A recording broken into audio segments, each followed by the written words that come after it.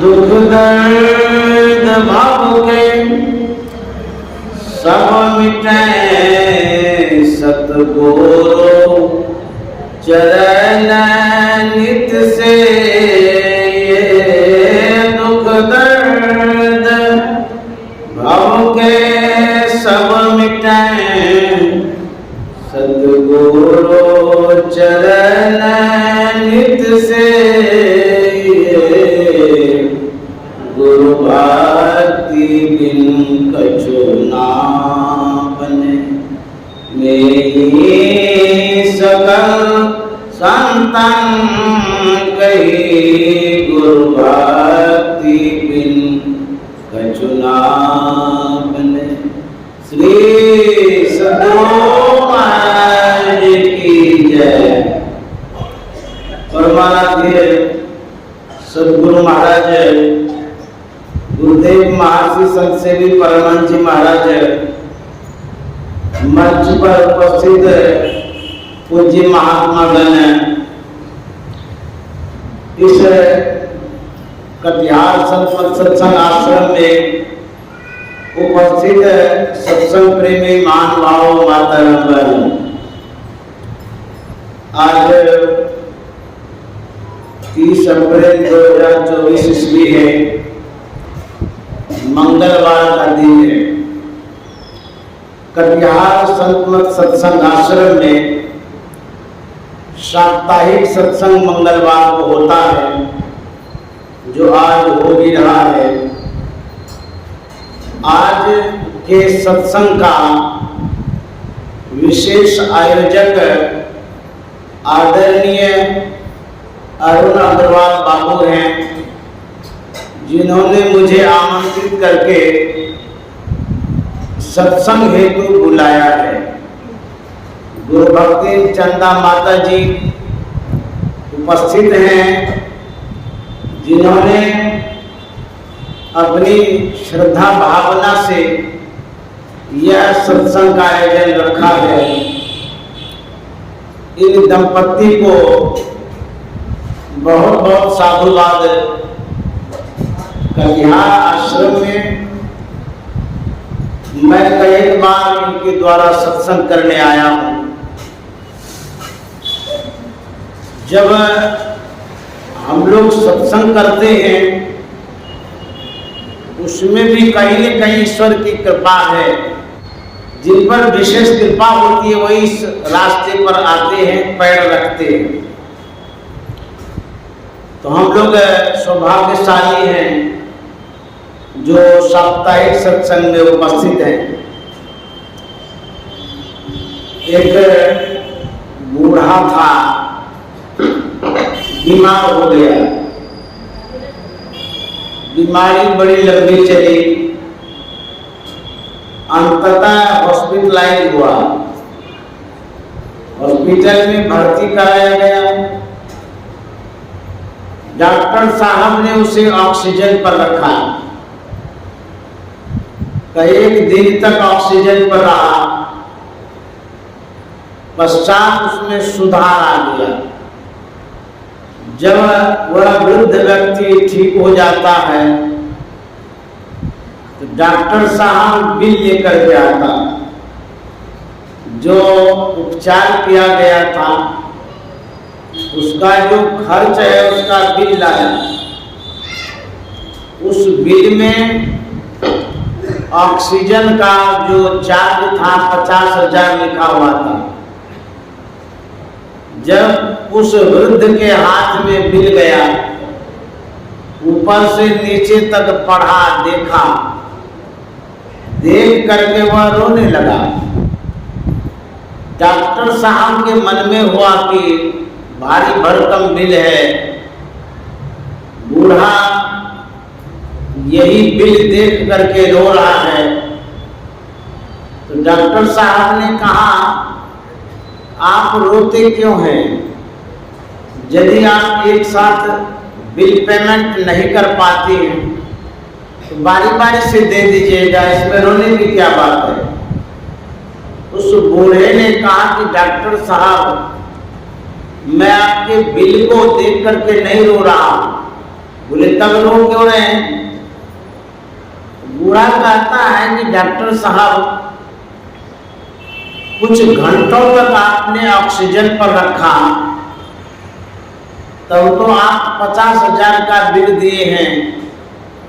मैं रोता इसलिए हूँ जिस परमात्मा ने 70 वर्षों तक अपने ऑक्सीजन पर रखा, उनकी इतनी असीम कृपा है, यदि वो बिल देते तो मैं पेमेंट कैसे करता। परमात्मा के अनुग्रह पर रो रहा हूँ, वो कितने बड़े कृपालु हैं, 1 पैसा का तगादा लेती है। हरि तुम बहुत अनुग्रह किन्हो, बहुत अनुग्रह किन्हो, हरि तुम बहुत अनुग्रह किन्हो। हे हरि, हे परमात्मा, आपने बड़ा अनुग्रह किया है, कृपा किया है। किस मायने में? साधन धाम विबुध दुर्लभ तनु, मोहे कृपा कर दिनो। यह जो मनुष्य का शरीर है, साधन धाम, यह अनमोल तन आपने कृपा करके दिया। देने में वह गिफ्ट होता, सौगात, भेंट। आप मेहनत करके जो प्राप्त करते हैं उसे दान नहीं करते। आपको किसी के द्वारा दिया जो जाता है कुछ भी, उसे दान करते। तो मनुष्य का शरीर दिया गया है, मिला है गिफ्ट में, किसके द्वारा? परमात्मा के द्वारा। परमात्मा की बड़ी कृपा रही है जो मुझे यह शरीर मिला है। कैसे मिला? कर्म हुक करि कर नानर देही, देत ईश बिनु हेतु सनेही। कृपा के सागर परमात्मा ने यह मनुष्य का शरीर दिया है। 84 लाख योनियों में भटक रहे थे, दर दर की ठोकरें खा रहे थे। परमात्मा की दया दृष्टि हो गई, मनुष्य का शरीर दिया। तो परमात्मा के अनुग्रह को, कृपा को मानना चाहिए। परम प्रभु परमात्मा कितने दयालु और कृपालु हैं, जो कि मानव नहीं, प्राणी मात्र के लिए यह धराधाम गिफ्ट में दिया है। पृथ्वी जिस जमीन पर आप अवस्थित हैं, परमात्मा ने दिया है। यदि यह जमीन न हो तो कहाँ खड़े रहेंगे आप? किसी वैज्ञानिक ने इस जमीन को नहीं बनाया, परमात्मा प्रदत्त यह चीज है। जल है जिसे आप खरीदने जाते हैं, एक बोतल 10 रुपया में, 20 रुपया में मिलता है। वही जल परमात्मा के गर्भ से, जल गर्भ से फ्री में, मुफ्त में लेते रहते हैं। जल किसी वैज्ञानिक ने नहीं बनाया। हवा है, हवा किसी वैज्ञानिक ने नहीं बनाया।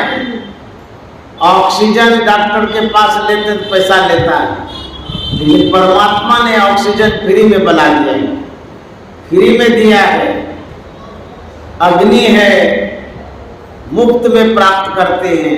आकाश है, जिसे अवकाश कहते हैं, खाली जगह, ये परमात्मा का दिया हुआ है। उस परमात्मा ने बहुत कुछ दिया है। सिर्फ इतना ही नहीं, इस संसार में जो कुछ भी देखते हैं सब परमात्मा के द्वारा प्रदत्त है। इसीलिए उस परमात्मा के अनुग्रह को, कृपा को मानना चाहिए। एक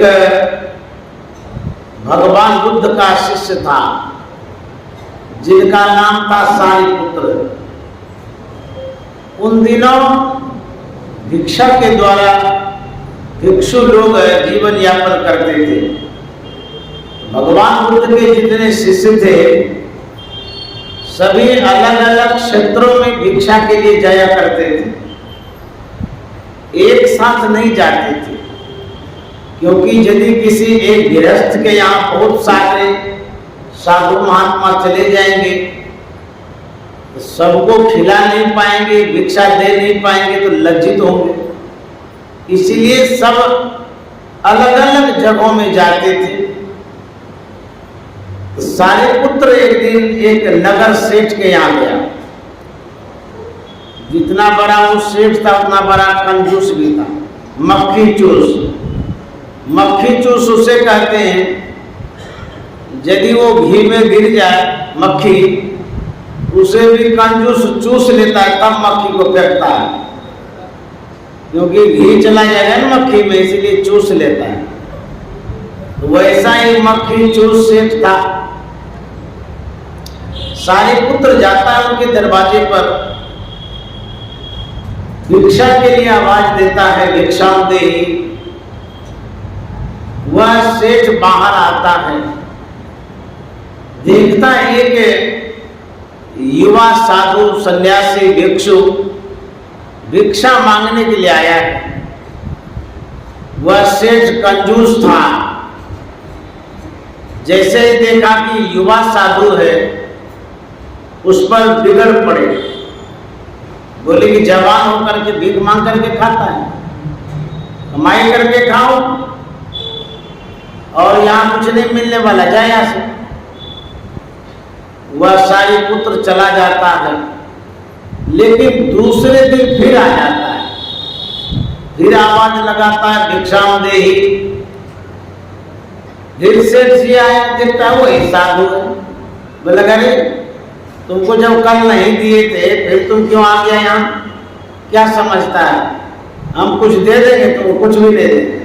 जवान आदमी है, जाकर के कमा करके खाओ, क्यों आता है यहाँ? फिर चले गए।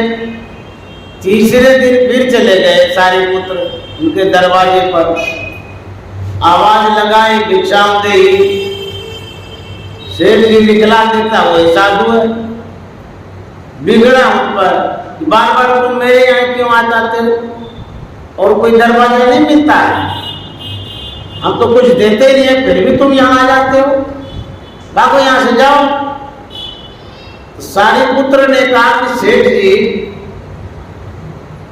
आपके दरवाजे से मैं खाली तो नहीं जाता हूं, आप तो कुछ न कुछ रोज देते हैं। सेठ जी ने कहा कि साधु होकर के झूठ बोलता है, हम तो एक दिन भी नहीं दिए, कुछ भी नहीं दिए, कहता तो रोज देते हैं। क्या देते हैं जी? सारे पुत्र ने कहा कि सेठ जी जिनके पास जो कुछ रहता है वही देते हैं, मैं लेकर के जाता हूं।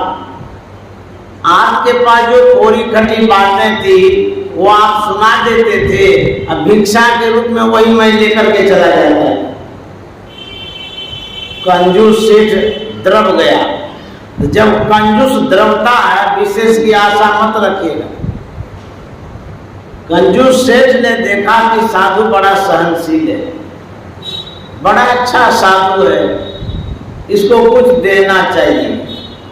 अपने रसोइये से कहा एक कलछी भात दे दो, ज्यादा नहीं देना, एक कलछी भात। सारे पुत्र को दिया, वह लेकर के चला गया।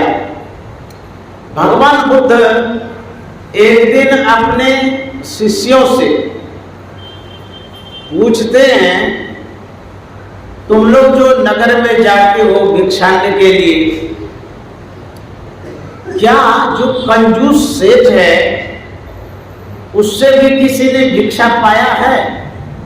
सुनते हैं कि किसी को कुछ देता ही नहीं है, तुम लोगों को कुछ मिला है उनसे?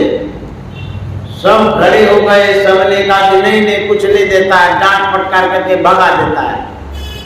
कभी नहीं देता, जब कभी जाते भी हैं तो भगा देता है डांट कर। सारे पुत्र खड़ा हुआ, उन्होंने कहा कि बनते मुझे उन्होंने भिक्षा दिया है। भगवान बुद्ध ने कहा कि किसी को कुछ नहीं दिया, तुमको क्या दिया वो कंजूस सेठ ने?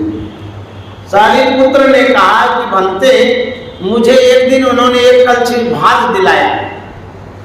भगवान बुद्ध ने कहा धन्य है सारे पुत्र, एक कलछुल भात देने वाले को भी कोई याद रखता है? जरा सोचिए हम लोग कितना भात खाए होंगे उस परमात्मा का जिन्होंने कृपा करके दिया है। यदि उसको हम याद न रखें कितनी कृतज्ञता होगी। परमात्मा ने दाल भात सब्जी सब कुछ दिया है। कहेंगे परमात्मा ने कैसे दिया? हम लोग खरीद खरीद के लाते हैं बाजार से, आप परमात्मा कैसे देते हैं? मेहनत करके हम लोग लाते हैं, कमा करके पैसा जमा करते हैं, खरीद के लाते हैं। अच्छा, जहाँ से आप खरीदते हैं उस दुकानदार को पूछिए भाई आप कहाँ से लाए चावल दाल सब? वो बोलेगा हम भी खरीद के लाए लेकिन किसान के यहाँ से लाए। किसान से पूछिए कि भाई आप कहाँ से लाए? बोले हम तो खेत में से लाए हैं। उनसे पूछिए खेत में तू ही उगाया था? बोले नहीं, हम तो धान बो दिए थे, गेहूं बो दिए थे, लेकिन उसमें अपने आप अंकुरन हुआ, उसमें आप फल फूल लगा। जिस समय अंकुरन हो रहा था कोई किसान उसको अंकुरित कर रहा था? कोई नहीं कर रहा था, अपने आप हो रहा था। जिसमें उसमें फल लग रहा था कोई किसान लगा रहा था फल को, अपने आप हो रहा था। बो रहे थे, एक मन अनाज और काटने के लिए जब गए तो 100 कुंटल हो गया। बुझे तो बोए थे थोड़ा सा, अब पाए ढेर। वो जो उसमें दाना लगा है, चाहे गेहूं में या धान में या मकई में या मटर में, वो दाना किसने उत्पन्न किया? परमात्मा ने किया है। इसीलिए उस परमात्मा को मानना चाहिए, उसके अनुग्रह की कृपा को मानना चाहिए। हम जब माँ के गर्भ में थे सुनते हैं कि बच्चा उल्टे टंगा रहता है, सिर नीचे पैर ऊपर। माँ का जो पेट है कितना सकरा है, बहुत छोटा सा है, उसी में बच्चा पलता है, पड़ता है। आपको हम कहें कि बाथरूम में 5-6 रोज तक सिरासन में रहिए तो रहिएगा?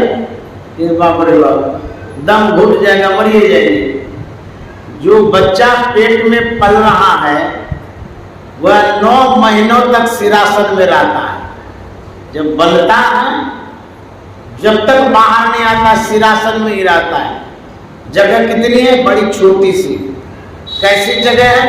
बड़ी गंदी जगह है, मल मूत्र भरा हुआ है।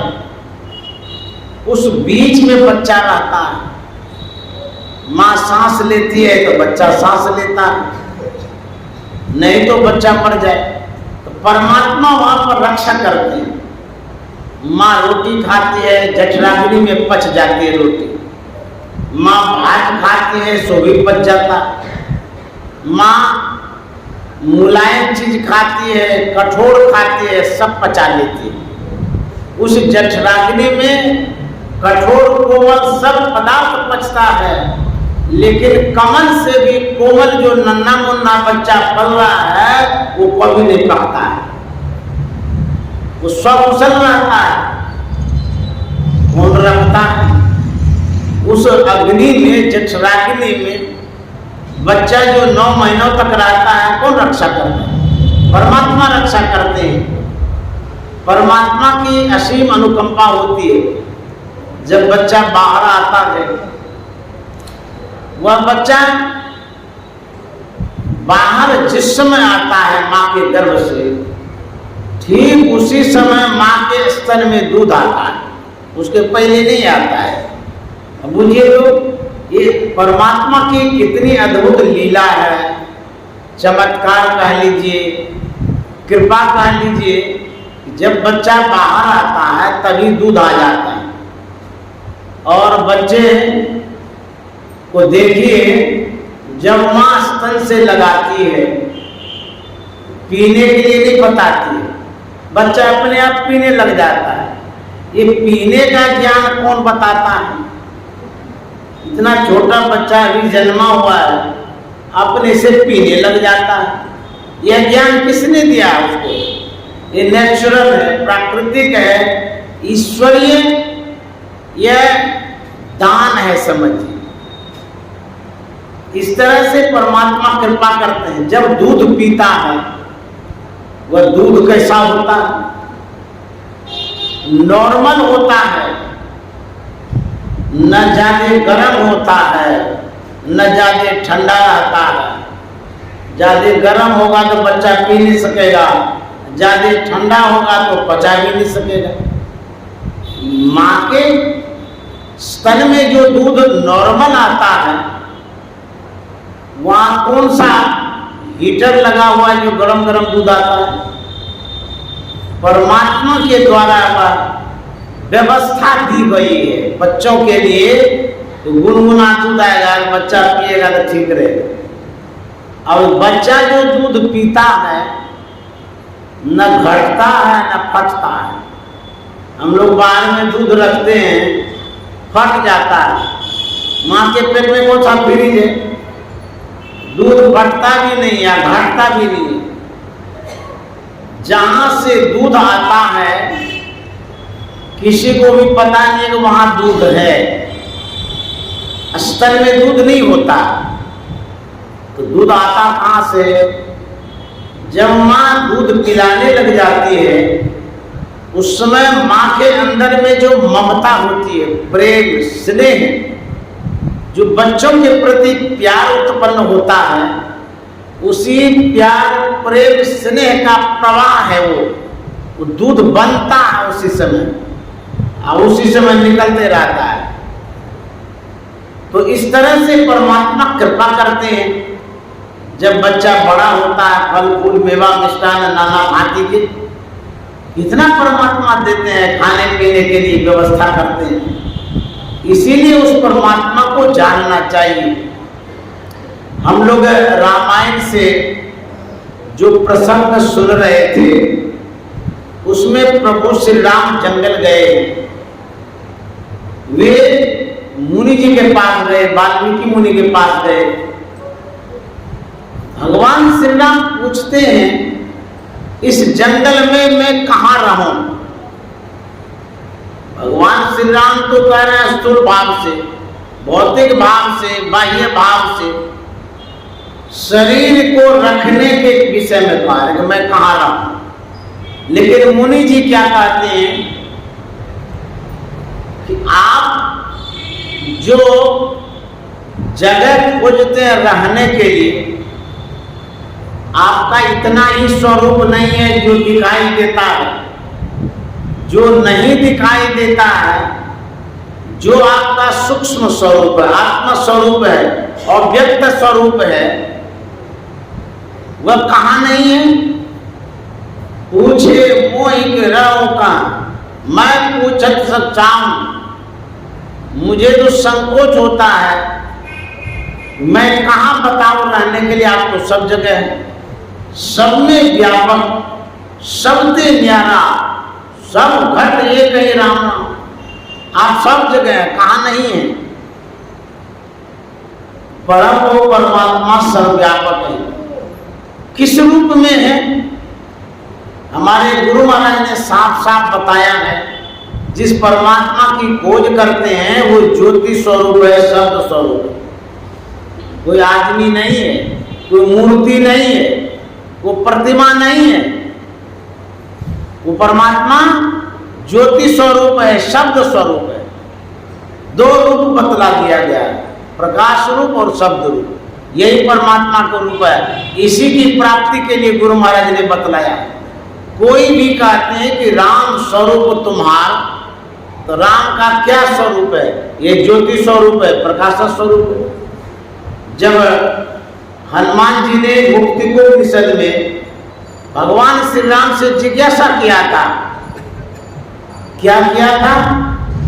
हनुमान जी ने कहा था, हे राम, आपके स्वरूप को जानने के लिए, आपको प्राप्त करने के लिए क्या किया जाए? क्या कथाओं को सुनें या किताबों को पढ़ें कथाओं को सुनने से आप प्राप्त हो सकते हैं या किताबों को पढ़ने से प्राप्त हो सकते हैं।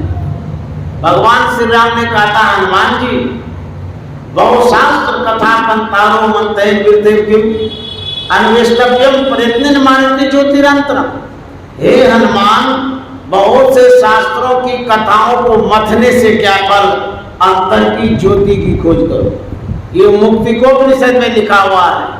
भगवान श्री राम कह रहे हैं हनुमान जी से, जो कोई मुझे प्राप्त करना चाहता है उसके ही अंदर में जो प्रकाश है, जो ज्योति है, वो अपने आप में खोजे, अपने अंदर में ज्योति को प्राप्त करे, प्रकाश को प्राप्त करे, उसी रूप में मैं मिल जाऊंगा। जो भगवान राम के पुजारी हैं, हनुमान जी के पुजारी हैं, वो कहाँ खोजते हैं? कोई दौरे द्वारिका, कोई काशी जाए, कोई मथुरा को चले, साहब घट ही माई। सब घट में गोविंद है, संग रहे हरिपास, कस्तूरी मृग में बसे, सुंगध डोले घास। कहाँ कहाँ नहीं लोग जाता है, वह परमात्मा हमारे अंदर में है, ज्योति और शब्द के रूप में। इस बात को बढ़िया से याद रख लीजिए। जिस ईश्वर की खोज संतमत बतलाता है, वह ईश्वर आदमी के रूप में नहीं है, मूर्ति के रूप में नहीं है। जिस चीज को आप देख रहे हैं आंख से, उस रूप में परमात्मा नहीं है, बल्कि उसमें परमात्मा व्यापक है। तो व्यापक क्या है? प्रकाश व्यापक है, शब्द व्यापक है। यही दो तत्व व्यापक है पूरे कण कण में, सृष्टि में, सब में। इन्हीं दो तत्वों की खोज करने के लिए संतमत बतलाता है। गुरु महाराज ने कहा है, निज तन में खोज सज्जन, बाहर न खोजना, अपने ही घट में हरि हैं, अपने में खोजना, निज तन में खोज सज्जन। गुरु महाराज कहते हैं उस परमात्मा को अपने अंदर में खोजो। परमात्मा हमारे अंदर में भी है, उसको खोजने के लिए बाहर जाने की आवश्यकता नहीं है। लेकिन संतों ने कहा, शास्त्रों ने कहा, जब जब होई धर्म की हानि, बाढ़े असुर अधम अभिमानी, तब तब धरि प्रभु विविध शरीरा, हरई शोक सज्जन के पीरा। जो परमात्मा सर्वव्यापक है, सूक्ष्म है, अव्यक्त है, अगोचर है, इंद्रियों से परे हैं, वही परमात्मा विग्रह रूप धारण करके यहाँ आते हैं।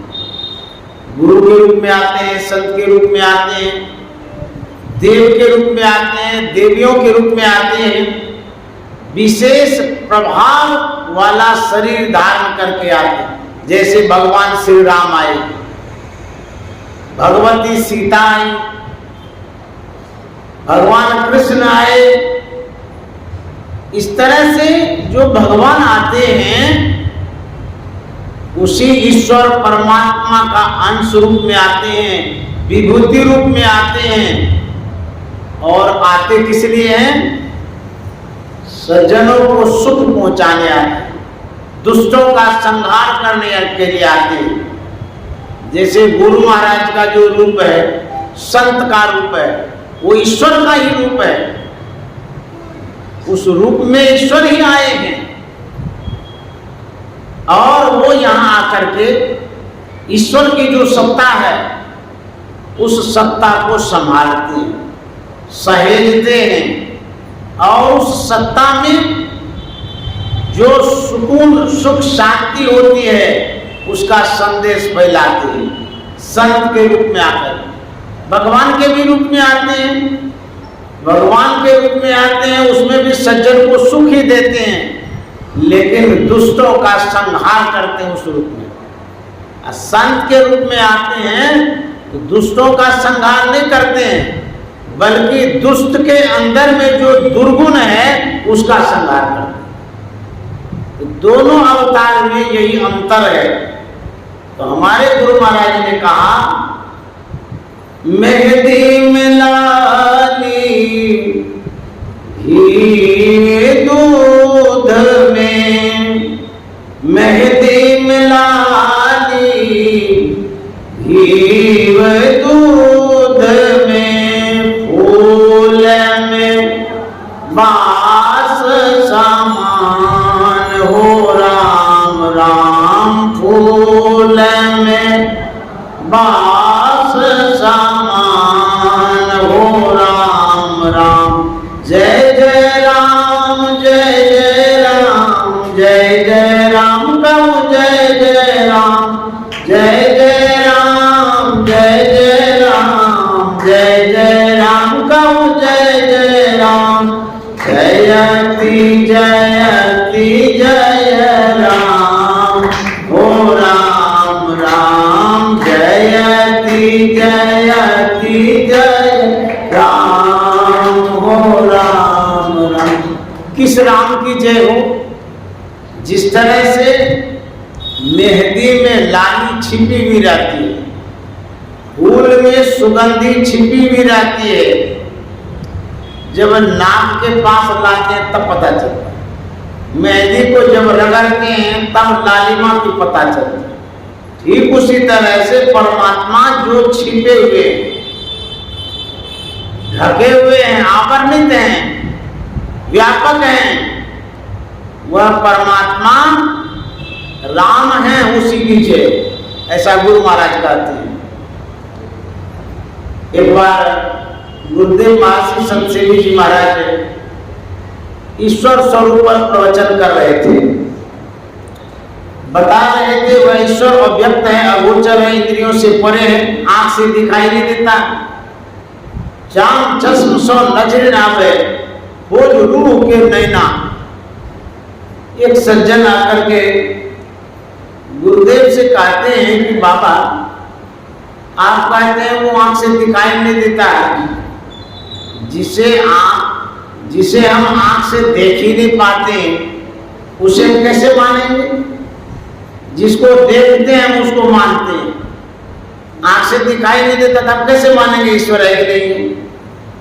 गुरुदेव ने कहा था कि देखिए विश्वास का विषय है, संतों ने शास्त्रों ने जो कहा उसे मानना चाहिए, बड़े बुजुर्गों की बात को माननी चाहिए। उस सज्जन ने कहा कि नहीं, हम जिसे आंख से नहीं देखते उसे नहीं मानेंगे। ईश्वर है कि नहीं है देख भी नहीं के मानेंगे कैसे? तो गुरुदेव ने कहा आप कहते हैं जो आंख से दिखाई नहीं देता उसे हम नहीं मानेंगे। अच्छा ये बतलाइए आप अमेरिका आंख से देखें? बोले नहीं। अमेरिका गए हैं? बोले नहीं। तो गुरुदेव ने कहा मैं भी अमेरिका नहीं गया, अब मैंने भी आंख से अमेरिका को नहीं देखा, तो मैं भी अमेरिका को नहीं मानता हूं, आप भी नहीं मानिए। वो कहते नहीं मानेंगे कैसे? बोले अभी तो कहे कि आंख से जो नहीं दिखाई देता उसके मानेंगे नहीं, फिर कहते मानेंगे कैसे मानिएगा? बोले हाँ अमेरिका तो है। बोले जब आप कह रहे अमेरिका है तो कैसे है अमेरिका, किस आधार पर आप कह सकते हैं? बोले विश्व का जो मैप है नक्शा उसमें अमेरिका का स्थान है।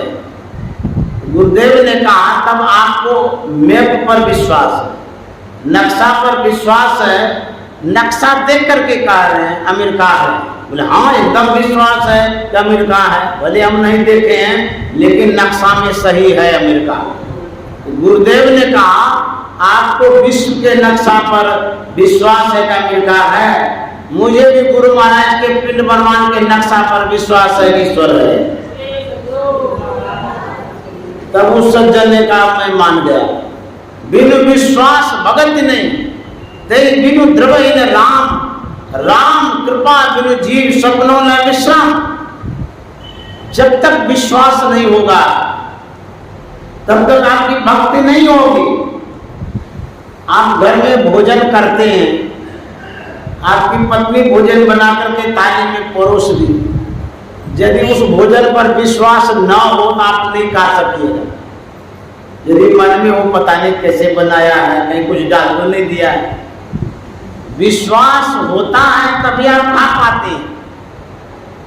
घर आप गए, आपको विश्वास यदि नहीं हो परिवार पर, आप सोचेंगे पता नहीं कहीं घर में आग तो नहीं लगा देगा, रात में सो भी नहीं सकेगा।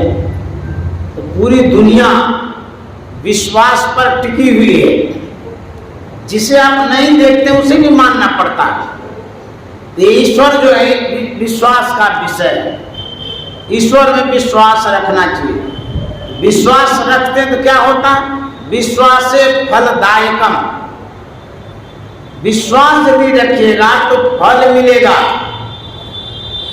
गुरु के वचनों पर विश्वास, शास्त्र के बातों पर विश्वास, संत के कहे पर विश्वास, ईश्वर पर विश्वास, बड़ों बुजुर्गों पर विश्वास, गुरुजनों पर विश्वास रखना चाहिए। मान लीजिए आपका बच्चा है, आप उसको कहते जाओ पढ़ने के लिए, पढ़ेगा लिखेगा तो बड़ा बनेगा, नौकरी होगी, जीवन सुखमय होगा। और बच्चा का फालतू वाला बात, पढ़ने से कोई नौकरी होती है? पढ़ने से कोई ज्ञानी होता है क्या? सब फालतू वाला बात हम नहीं मानते। कैसे मानेंगे आपके बात को? माँ बाप समझाते नहीं मानो बात। अरे पढ़ने से होता है। देखो कितना लोग पढ़ा है, नौकरी हुई है, सुखमय जीवन हुआ है, तो बच्चों को विश्वास होता है, पढ़ने जाता है। विश्वास पड़ जाता है पढ़ने। अब पढ़ते पढ़ते पढ़ते एक नौकरी हो जाती है, तब उसको पूर्ण विश्वास होता है नहीं सही है। उसी तरह से जो भक्ति करते हैं, मिले या न मिले, आप चलते तो रहिए, करते तो रहिए, विश्वास पर चलिए। जो कहा गया है वो अवश्य आपको मिलेगा। ऐसा नहीं समझना चाहिए कहाँ मिलता है, कहाँ कृपा होती है। विश्वास बना करके रखना चाहिए। एक लघु कथा है, उसे मैं आपके सामने प्रस्तुत कर रहा हूं। बड़ी प्रेरणादायक कथा है। एक बटेर था, छोटी सी चिड़िया। गर्मी के दिनों में गर्मी से आकुल व्याकुल होकर के वह चिड़िया छाया खोज रही थी, वृक्ष की छाया। एक जगह से उड़ती है, दूसरे डाल पर वो जाना चाहती है। तो जैसे उड़ती है, एक बाज की नजर पड़ जाती है। बाज जिसने देखा, पीछा किया, बटेर को मार करके खा जाएंगे। तो उस चिड़िया ने, बटेर ने देखा कि मेरे पीछे बाज पड़ा हुआ है। एन प्रकारे वो भागता है। भागते भागते एक गाछ के डाल में छिप जाता है, लेकिन बाज पीछा नहीं छोड़ता है, ऊपर में मंडराने लगता है। कभी तो उड़ेगा, पकड़ कर खाई जाएंगे। वह घबरा गई थी चिड़िया। इधर उधर नजर उसने किया। नीचे जब उसने देखा तो नीचे में एक शिकारी था, वह चिड़िया मारने वाला था। वह शिकारी उस बटेर को देख करके निशाना लगा रहा था, इसको मार करके खा जाएंगे। जब चिड़िया देखती है कि नीचे में शिकारी बांध तान दिया है, ऊपर में बाज मंडरा रहा है, अब तो घबरा गई। दोनों तरफ से मरण हमारा, एक तरफ कुआं, एक तरफ खाई, आज जाए तो कहाँ जाए। दोनों तरफ हो गया उसका मौत। अब वो सोचती है अब तो हम मरेंगे, उड़ेंगे तब भी मरेंगे, नहीं उड़ेंगे तब भी मरेंगे। कभी भी परिस्थितियां ऐसी आती हैं लोगों के जीवन में, जब आपको कुछ भी न सूझे, कोई रास्ता दिखाई नहीं दे।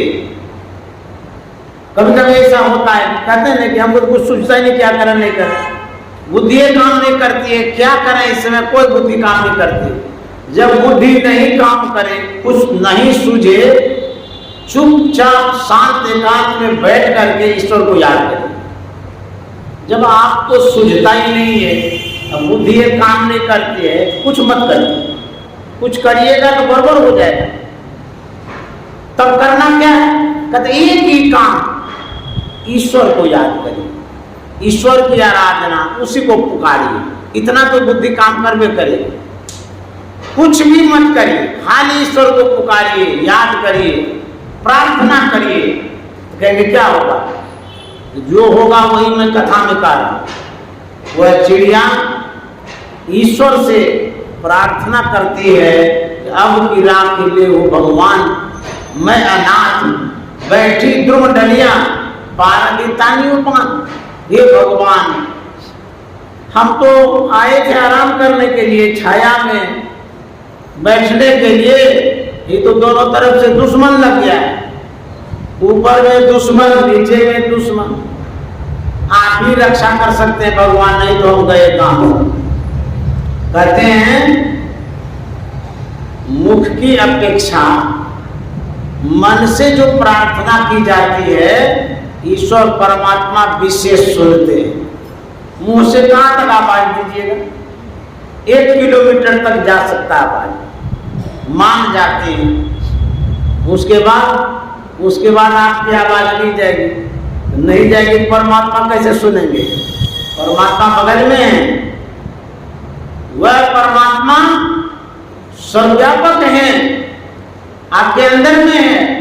फिर मुंह से कहने की क्या आवश्यकता है? बैठे हैं आप चिल्ला करके कहना चाहते हैं भगवान को, भगवान रक्षा करो, रक्षा करो। तो कहां पर भगवान है जो आप उसको बुलाना चाहते हैं? घर के बाहर हैं, किसी जिले में हैं, कोई राज्य में छिपे हैं। वो जब हमारे अंदर में है तो बोलने की क्या आवश्यकता? मने मन प्रार्थना करिए। वह चिड़िया मने मन प्रार्थना करने लगी, हे भगवान रक्षा करिए, रक्षा करिए। अब देखिए होता क्या है, प्रभु की प्रेरणा होती है, कृपा होती है। उसी जंगल में एक बिल था, उस बिल में विषधर सांप घुसा हुआ था। प्रार्थना जो चिड़िया ने किया, उससे परमात्मा प्रेरित हो गए। अब परमात्मा की प्रेरणा हुई तो सांप प्रेरित हो गया। सांप प्रेरित होकर के बिल से निकलता और सीधे चला जाता शिकारी के पास। शिकारी तो निशाना लगा रहा था ऊपर में। आपका जहां ख्याल रहता है वहीं चेतना काम करती है। जैसे आप ताकते हैं ना, जिधर मन जहां रहता है ताकने में, पूरा वहीं पर ख्याल रहता है। पीछे शरीर में क्या हो रहा है नहीं हो रहा कोई पता नहीं। शिकारी निशाना जो लगा रहा था, पूरा ख्याल लगा दिया था निशाना में। इधर नीचे में जो सांप आया उसको काट खाया। जैसे काटा, विष चढ़ गया, सांप तो भाग गया। उसके शरीर में जो विष चढ़ा, शरीर में कपकपी हो गई, थरथराने लगा शरीर। वह शिकारी बाण को छोड़ता है, हाथ कपने के कारण निशाने में चूक हो जाता है। इधर से बाण छोड़ता है, चूक होने के कारण सीधा हुआ बाण लग जाता है बाज को, ऊपर में जो मंडरा रहा था। तो बाण लगने से बाज मर गया और सांप के काटने से शिकारी मर गया, बीच में चिड़िया उठ गई। यदि आपके मन में विश्वास है, कहते मानिए देव नहीं तो पत्थर, पत्थर भी देवता होता है। मानिएगा तो, और नहीं मानिएगा तो कुछ भी नहीं होता। इसीलिए गुरु की आज्ञा मान प्यारे, कर सदा गुरु की कही। जो गुरु ने कहा है उसकी आज्ञा का यदि आप पालन करते हैं, उसी में कृपा है। हम लोगों को कुछ भी नहीं सोचना है। क्यों? हमारे पास सोचने लायक बुद्धि कहाँ है? बुद्धि भी तो इंद्रियों के द्वारा काम करती रहती है, मन के द्वारा काम करती है। हमारी बुद्धि उतनी परिपक्व कहाँ है? तो क्या करें? संत सदगुरु जो होते हैं वो अनुभवी होते हैं, उनके पास जो बुद्धि होती है परिपक्व होती है, ठोस होती है, मजबूत होती है। उनकी बुद्धि के अनुसार ही हम लोगों को चलना है, अपनी बुद्धि नहीं लगाना है। जो उन्होंने कहा है वही करेंगे। बड़ों आदमी के कहने के अनुसार हमको चलना है, अपनी बुद्धि नहीं लगानी। बहुत लोग बोलते नहीं तुम अपना बुद्धि क्या लगाता है, हम जो कहते हैं सो करो। तो संतों ने जो कहा है वही करिए, गुरु ने जो कहा है वही करिए, अपनी बुद्धि को अलग कर दीजिए। अपनी बुद्धि जब लगाइएगा, आपकी बुद्धि ठोस नहीं है, कमजोर है। आपकी बुद्धि निर्णायक स्थिति में नहीं पहुंच पाएगी, और यदि पहुंच भी पाएगी तो ठोस निर्णय नहीं होगा, कमजोर हो जाएगा। इसीलिए हम लोगों को चाहिए गुरु के कहे अनुसार चलें, और गुरु जो कहते हैं उसी के अनुसार करना है, और उसी में लाभ है, हित है, भलाई है। गुरु महाराज ने कहा दृढ़ प्रतीत प्रीत कर गुरु से, कर सत्संग सवेरे, या विधि भव पंदा कट जाइए, मेरी कहत हित हेरे। इन्हीं शब्दों के साथ वाणी में विराम, और आदरणीय अरुण अग्रवाल बाबू को मैं बहुत बहुत साधुवाद देता हूँ। गुरु भक्ति चंदा माता को भी मैं प्रणाम करता हूँ। आप लोग जो इतने साप्ताहिक सत्संग में उपस्थित हुए, आप सबों को भी मैं नमन करता हूँ। श्री सद्गुरु महाराज की जय।